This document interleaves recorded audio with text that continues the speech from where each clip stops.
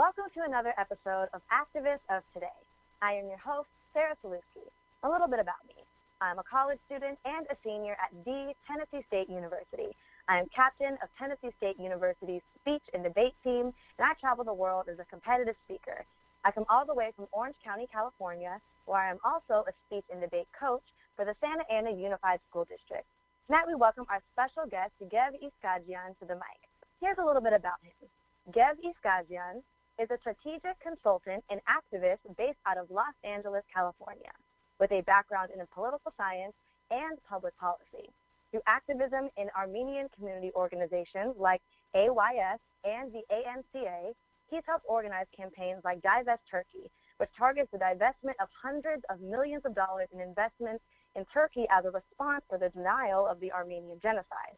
Measures passed by the University of California system and the state of California. In 2015, Iskajyan served as the executive director for the Armenian Genocide Committee, which held the March for Justice in the same year, an event that brought together over 160,000 people and remains one of the largest protests in the history of California. Iskajyan has also served as the editor of Haytug magazine, one of the longest-standing Armenian diaspora magazines in the United States, and currently hosts a podcast called Revolution and Reason, an English language show which explores topics of policy, culture, and identity in the Armenian world. Please welcome to the mic, Gev Iskajyan. Thanks for having me on, Sarah. Yes, it's so awesome to have you on the platform tonight. I'm so excited for you to be here, share some of your knowledge and some education for our listeners. Definitely excited to connect.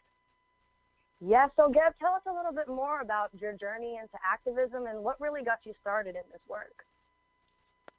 So I'm obviously an Armenian American. My family came here when I was younger, about 7 or 8 years old. And luckily for me, and as you're probably aware well, there's a really large Armenian population in Southern California. So I was given access through my school, through some of these community organizations, to meet all these people and to really see the community as a whole. And I think just coming up in youth organizations like the AYF, and later on in organizations like the ANCA, which is the Armenian lobbying organization that fights for the justice and recognition of the Armenian genocide, through these community organizations that I was lucky enough to see because of just the general bandwidth and scope of, the Armenian community out here, I was slowly more introduced to these issues. Yes, and I love that you obviously got involved. When you're introduced to stuff, you kind of have the option to community organizations. You have the opportunity to really jump in or not. You can kind of, observe. But I love that your journey into activism. So yeah, I think it's a kind of cool aspect of Armenian identity and Armenian diasporan identity because after the genocide, a lot of folks that were displaced went into all these various communities around the world, whether it's like Canada, France, Russia, the United States, and every single one of these communities that were inherently Armenian adopted some of the culture and all the stuff of their respective countries, but I think all of them still held a close bond with each other, and I think that's something that I'm like uniquely grateful for in the Armenian experience, in that it's this like outside community, diasporan community, but still in a way it's very insular. You know what I mean? I don't know if you've like driven down Glendale, but like within one street you can see like stores with Armenian writing in it, with products that you usually get back home, and you can drive by like senior centers and youth centers, and they're all accessible or founded by all these various Armenian organizations.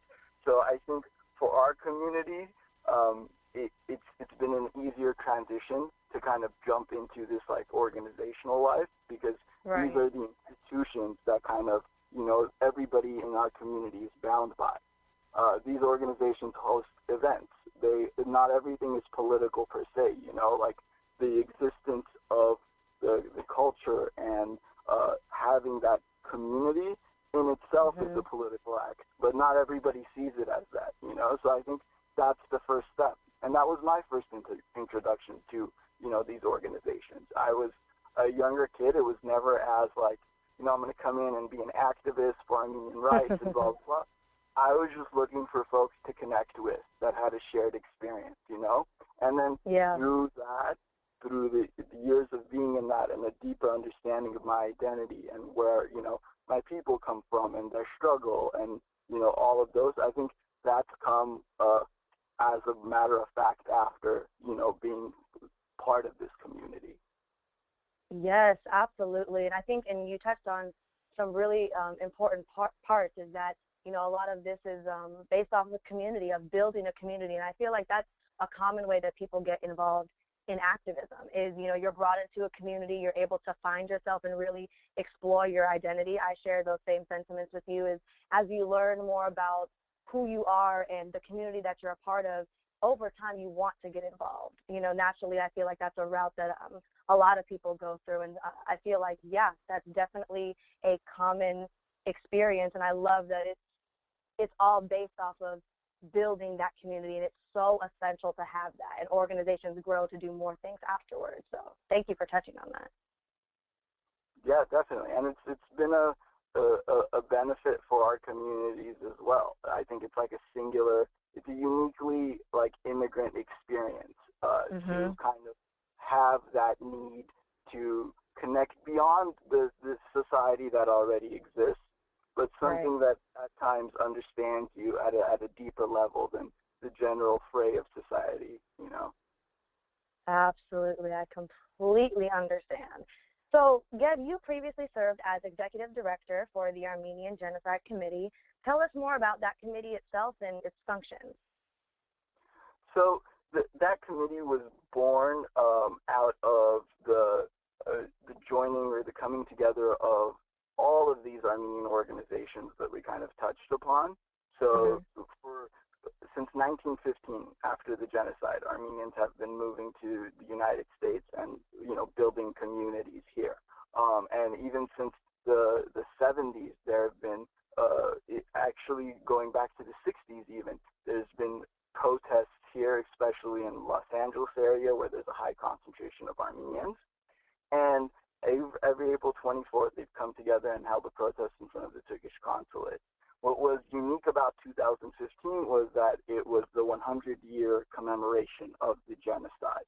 And it served as a opportunity, in a way, to bring the community back together and to refocus on the issue, because we're still fighting for a genocide that hasn't been fully recognized. So as time goes by, you know, time tends to wither away people's demands and focus on some issues. But, you know, we wanted to make sure that we used that aspect of it, the fact that 100 years has gone by, as something to re-energize and galvanize people back towards, you know, the mission of getting this genocide recognized by the state of Turkey, pursuing reparations and justice, and not letting it be something where we, you know, post #we remember on this day every year, but something that is alive, you know. So, all the Armenian organizations within the community, and there was over 30 of them representing various segments and sectors, came together and said that, you know, we have to have a unified message. We have to come at this strong. So that year, all of these organizations I was lucky to, you know, work with and serve as the executive director of, came together and brought the Armenian community en masse, over 150,000 people, and it was reported by, you know, the LA Times and all of the other news sources at the time, as one of the largest protests in the history of California. And that was singularly possible to a lot of those things that we talked about before, like the fact that there is this community that already exists, that we didn't have to go and, like, you know, find folks that are Armenian American that want to come out. They're in our community centers. They're out here. They're part of these organizations that operate 365 days of the year. So we were able to channel that strength from all of these institutional organizations, and they all brought their segments of the community. For example, we had organizations like the ARS that help the elderly and, do social services. And then we had organizations like the All ASA, which is the Armenian Student Association, and like they're on college campuses. So all of these segments were able to coalesce to come together for that message. Wow, that's incredible. Like, even as I feel like, years have gone by, but you've got to look back and just think that how incredible that was to bring everybody together and reflect on all of the different organizations coming together. I mean, it's unfortunate that you're still protesting, there's that piece of it, but there's also a beauty in being unified and coming together and having a unified message. So kudos to you for being a part of that. Yeah, definitely. And I think part of the protest itself was showing the existence of these communities. You know what I mean? There's an identity aspect to coming out by the hundreds of thousands and saying people tried to eradicate us. They tried to, destroy our culture, our language, our, history, whatever. But we're still here, and we're here in mass, and we're here unified and organized and with demands. So I think that while, yes, you're absolutely right, this is an inhumane and one of the most unfortunate acts in history, but for the Armenian people, it helps us build, like, the inspiration and helps us realize, how valuable our existence as a community is, because we've had that threatened before, and I think just that act of going out there and being with the community, besides the protest itself and those demands, in itself was a statement. And then outside of that, you have the real serious demands of reparations, the right to return, and all that. Absolutely, yeah. Like you said, just your existence alone, being together in mass, is incredibly powerful. So yeah, wow. So I want to know just a little bit more before we move on from that march. What kind of energy goes into putting together a march like that? I mean, you mentioned a few things, but I really want to know what goes into organizing a march that intends to bring in all of those people, the work, the behind the scenes. I think the first step in anything that you do in terms of activism requires the galvanization of other people. And that doesn't happen without them feeling like they have a part in it. So whatever was, organized and whatever was put forth, it wasn't like this arbitrary date came out and it said, on April 24th, everybody come out here. It was these organizations sitting together side by side for months and months and months, and giving their input. Each one, big organizations, small organizations, but all of them had a seat at that table. So I think that was really crucial to that aspect, because when we're talking about these big numbers, we're talking about then smaller groups and smaller individuals and organizations that come together to make this droplets that then end up forming an ocean. But first and foremost, we had to have them involved, and we had to have them feel like they had a genuine say in the direction of what happened with this march. Because to us, again, it's not just that we're hosting an event. Right. We are hosting an event to mirror and to voice the demands of the Armenian people. So we can't say that we're doing that without having the entirety of the Armenian people or the community involved in that process. So once we got, all of these stakeholders at the table, it became much easier, because then what we had to do was get each organization to just bring out their people. And once that happens, I think you build a critical mass. Once, someone's aunt is going to it and your cousin's going to it and your friends going to it, it all kind of builds this notion that, oh damn, the community on April 24th, if we're Armenian, we're going there. And I think that inclusion of all of these voices led to building that critical mass. Absolutely, yes. And even some of the minute details. Do you, when you're putting together a march like this, do you sit around and talk about I guess I want to say etiquette, but that's not necessarily the right word, but like how to respond when you're kind of making kind of like a public protest like this? Do you guys sit and have those conversations on what to do if authorities show up and things like that? So throughout, my experience in a lot of these community organizations, we've held protests to varying degrees. Protests where there's 20 people, protests that are hunger strikes, protests that are, 1,000 people, and then protests that are 100,000 people. And I think every single one of them has its own logistical means. For this project especially, considering the fact that it was a march, considering the fact that it was 6 miles long, and it spanned literally almost 2 cities, like downtown to Hollywood area. Yeah. There's no way that this could have been done in just pure marketing and getting the word out and having a bunch of people show up there. Right. It took actual months of coordination and honestly speaking, the city of Los Angeles itself, the county supervisors, the city council members and stuff, and even the fire department, police departments, and healthcare providers, they were all involved in this process. So we had to sit down with them because we had to close off streets, entire streets in Wilshire district of Los Angeles. So if you're familiar with that, you understand, how much traffic just goes through that section alone. So imagine shutting it down, for the entire city that day. But we were fortunate enough to to be in a city that I think really valued and respected and understood that there's this massive Armenian community here, and this 100th anniversary is this vital, thing for them, and this is a big part of the community itself, and to honor that and to honor their own constituents and, local LA residents, they extended a very, very large, helping hand. The city of LA literally coordinated so many of those things for us, blocked off streets so, people that are marching, protesting don't get hurt, coordinated traffic, coordinated, if anyone, we're talking about 100,000 people walking in the heat for 6 miles, so if anyone needs an ambulance or, healthcare worker or anything, all of that was provided. But again, that took months and months of work beforehand to prepare and game plan with them.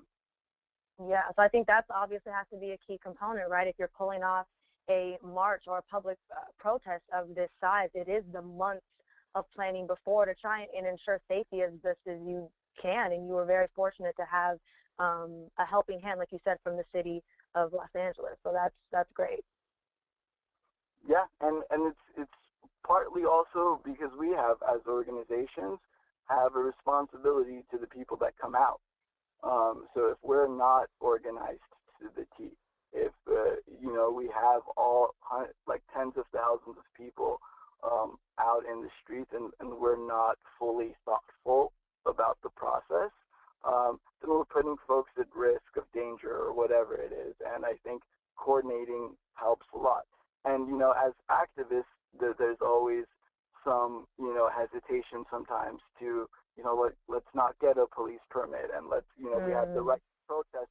And people do have the I want to make sure to state that people always have the right to protest. But I also think that there's times where if you do need to do it procedurally per se, and you have the means to, it's always worth exploring. Because sometimes you'll find that the folks that are the city, the police department, whatever it is, there's lots of folks that genuinely just care about the well-being of the folks and the population out there. So they'll actually work with you to make sure that event is successful. Yeah, it doesn't hurt to try. It doesn't hurt to reach out, right? You never know what could happen. So yeah, that's definitely a good tip for any listeners who are ever trying to organize their own march or public, form of protest. Definitely reach out and try. You could get somebody to back you because unfortunately that's not always the case. You don't always get, authorities on your side, but if you can and if you can do your best to ensure the safety of your people, then why not?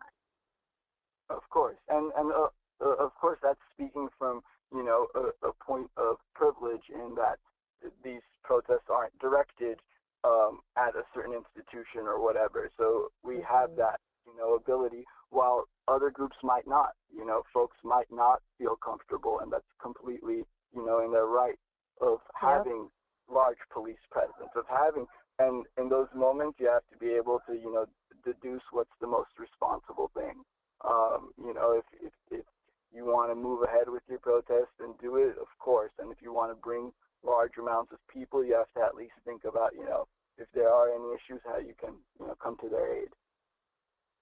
Absolutely. I could not agree more. So as we move on, I definitely want you to expand a little bit more on the Armenian community organizations that we mentioned before of AYS and ANCA. Could you expand a little bit more about those organizations and their functions?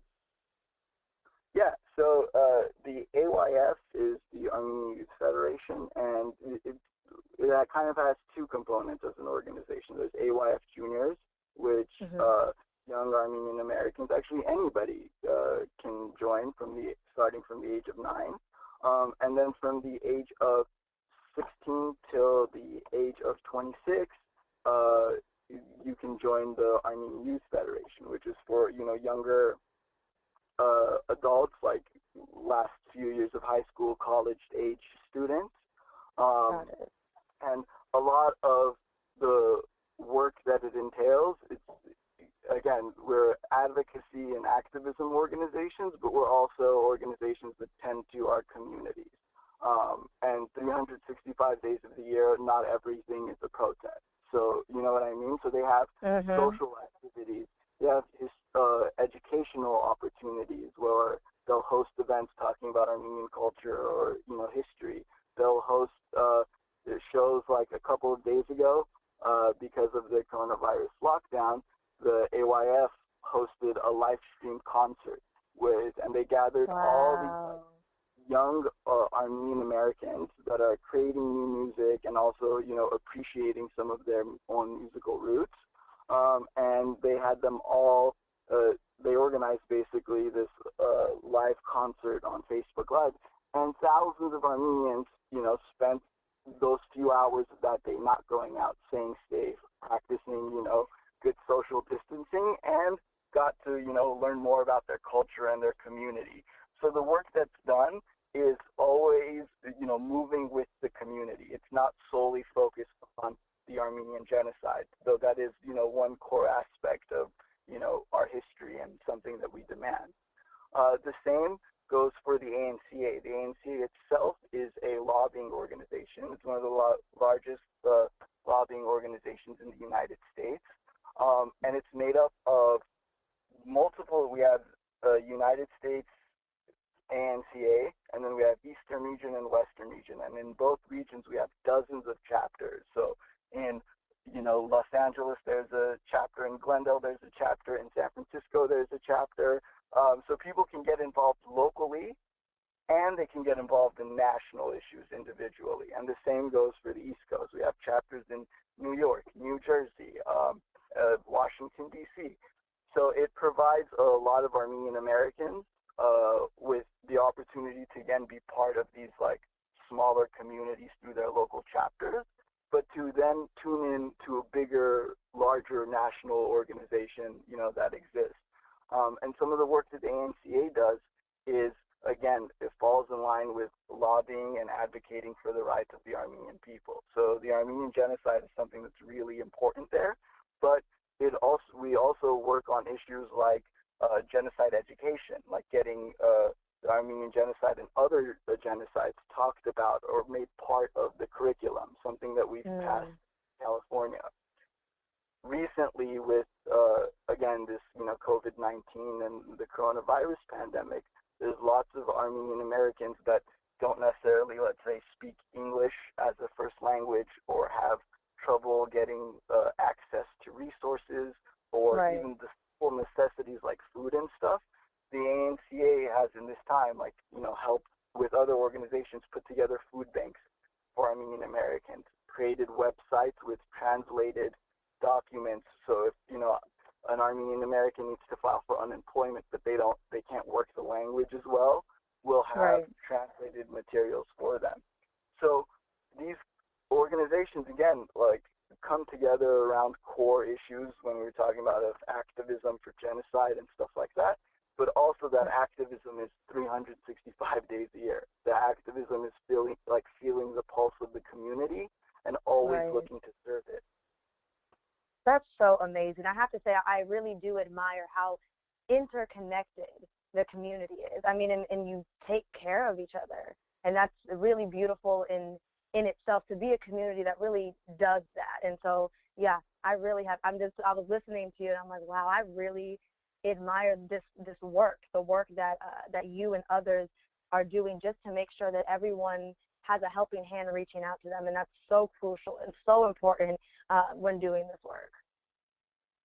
Yeah, and and whatever I do, or folks today do, it still just drops into this larger ocean of work and community activism that's gone on for decades. And there is you're absolutely right. There's a beauty to the interconnectedness of these Armenian communities, and tragically, in a way, it was once again born out of the genocide. Like, here in the United States, we don't deal with international conflicts or stuff as much. But for example, after the genocide, there's lots of Armenians that moved to Lebanon. They were displaced and had to find homes there. So when there's civil wars breaking out in foreign countries, the Armenian communities kind of had to look out for themselves. The same goes for Armenian communities in Syria. So I think that that connectedness and that dependency was born out of always having to fend and be united as a community to fend off all of these larger societal problems, whether it's genocide, whether it's assimilation, whether it's displacement. We Armenians didn't really always get that privilege or that ability to live and coast in good times. So they've always had to depend on each other. They've always had to have a strong collective, network. Yeah, and now it's up to you, like you said, to continue that on, continue that legacy of taking care of each other. And I love that you are one of those people who are continuing to do that. So that is really, really amazing and really inspiring. Yeah, as long as the same way that when I was looking for a community, I found it in these organizations.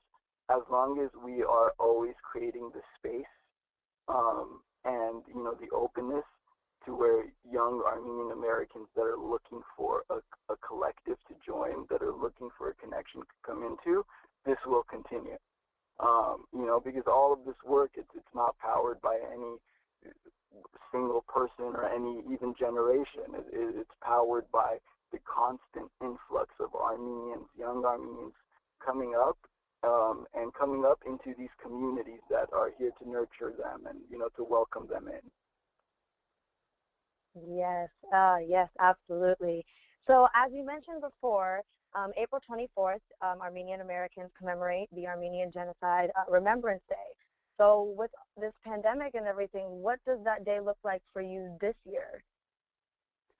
So usually every year we, at least speaking, on the West Coast end, in Los Angeles, we hold this massive protest in front of the Turkish consulate.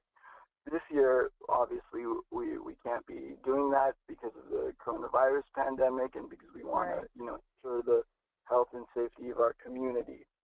But we want to also make sure that we're still keeping our demands up. We're still, remembering our history and sharing it with the rest of the world.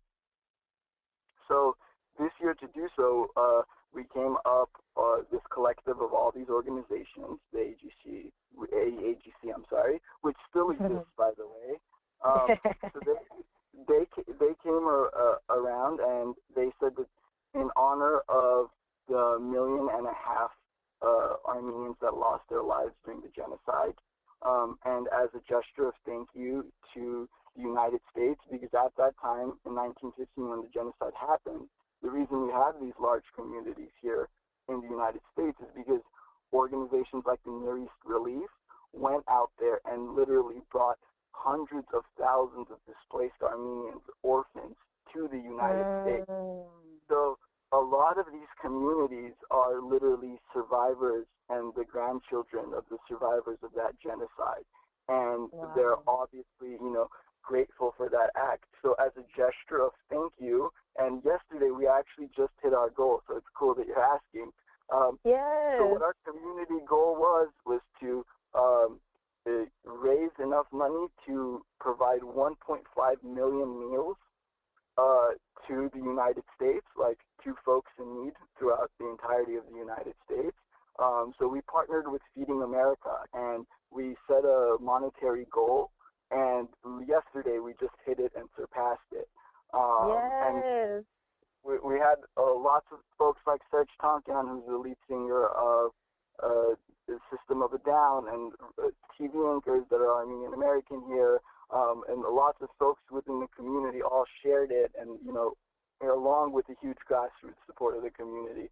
So that was our way of shedding light on that history, but also saying that we demand a better world by also playing a part in creating one. So I think that that's been a really cool project to both educate lots of folks about the genocide and to also, extend a hand to people in need, because this is what it's about. It's about, creating a better world, a more humane world. Outside of that, we're also on the 24th.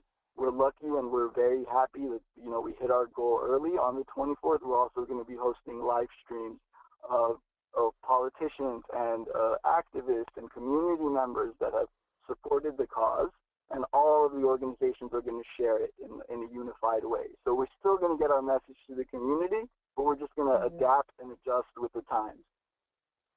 Good for you guys. I mean, wow. First of all, congratulations for hitting your goal and doing this incredible work. I mean, like you said, you're, reaching out a helping hand, and you're still educating people, which is extremely important, and I have to put an emphasis on that, because not enough people know about this history. Not enough people know about even know of the Armenian genocide. They don't, even people outside of the Armenian community, they're not aware. And so the work that you're doing is truly remarkable. It's to give people an actual education, because there's so much as Americans that we don't know. We don't know about not just our own history, but about world history. And so it's so amazing, the work that you're doing. It really is. And it's so inspiring to me personally, but also I know to many other people. And I want to thank you, Sarah, because you're also an extension of those efforts. It's about building coalitions and building bridges with lots of communities here and folks that, want to shed light on these stories. So, speaking to you, reaching to new audiences, everybody, not just Armenian Americans, plays a part in it. And I want to thank you again for that. Of course. It's my pleasure. So I want to, before we get out of here, we close with this show, I want you to talk about your podcast, Revolution in Reason. How can we tune in and listen? So the podcast was created as a way for diasporan Armenians, because podcasts are obviously the new phase. So Armenian Americans we got to jump on that bandwagon as well. But I thought that it was important to have that digital landscape, to have that digital space for kids that were like me growing up. Like when I was, let's say, 18, 19, I would have killed to have a podcast that I can listen to with Armenian Americans talking about cultural experiences, interviewing folks, bringing on, policymakers, bringing on people that are involved in the arts, whatever it is. So my entire, motivation behind starting Up That podcast was just thinking about what I wanted to hear, when I was a certain age. And I wanted to have English language access to what's going on in Armenia, our homeland, what's going on with the Armenian cause in terms of the progress we've made in reaching for justice and recognition, what's going on in our culture today, and what's going on in Armenian society, how are we evolving? And this podcast has been an avenue to connect with lots of folks. So I've been lucky enough to, interview folks from Armenia, folks that live in LA, folks that live in Europe, whatever it is, and to help kind of paint this like larger picture of the Armenian diaspora and the Armenian nation. And we hope to continue having conversations with people and continuing to build upon that landscape.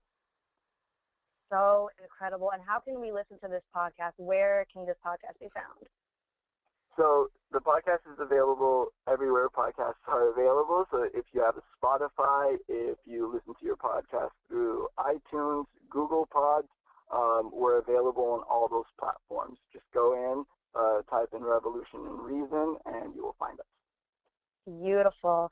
Okay, Gev, I asked all of my guests this question. Why do you believe activism in this day and age is so important? I think that activism in this day and age is important because we're way more privileged than before. I think we have so many tools today than we did 10 years ago, than communities did 50 years ago, 100 years ago, to connect with people, to build an audience, to get our voice heard through landscapes like social media.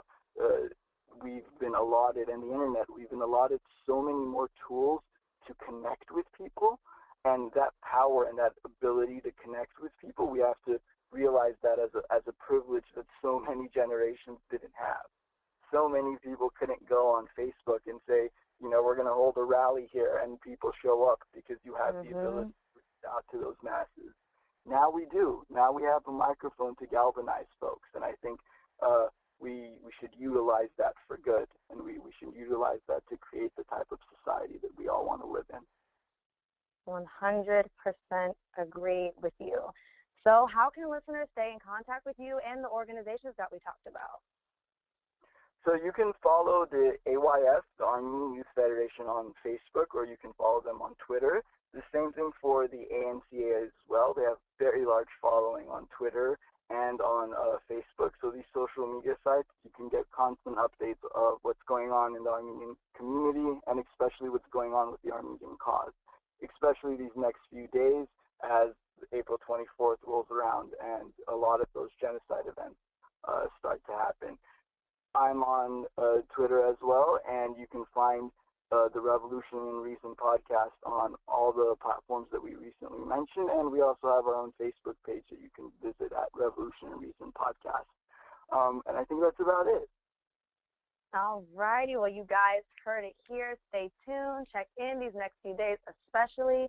Gev, it has really been an honor to speak with you and have you on this platform and give this knowledge and, provide all of this education to the listeners today. And I just send nothing but positive energy and blessings to you and your community and all of the projects and organizations that you're a part of as you continue in this year. Thank you, Sarah, and I really appreciate you helping shed a light on this with your listeners as well. Of course, and I hope to talk to you soon. Thank you. All righty. Talk to you later. Bye-bye. Thank you for tuning in to another episode of Activists of Today. I've been your host, Sarah Sulewski. I would like to give a special thanks to my boss, Ashley Little. You all may follow me on Facebook at Sarah Sulewski or on Instagram at Sarah_Sulewski. Thank you.